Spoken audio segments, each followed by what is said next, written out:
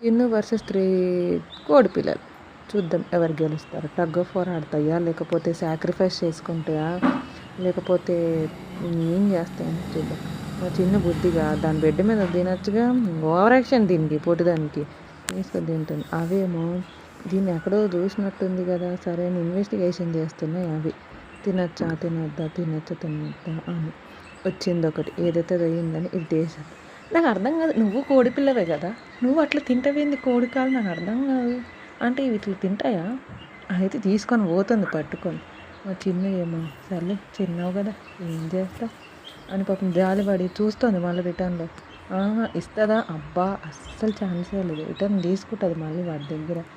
అవేం తినేస్తా పెట్టేస్తా దూరం తీసుకెళ్ళదు, దగ్గరుండి తినాలి.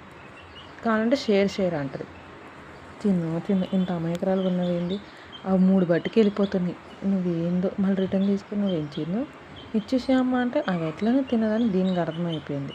ఇంకొకటి వచ్చింది అటు నుంచి వచ్చింది. అది ఇస్తే నేను తింటా, లేకపోతే నేను తింటా, ఇచ్చుకొని నొక్కెట్టు.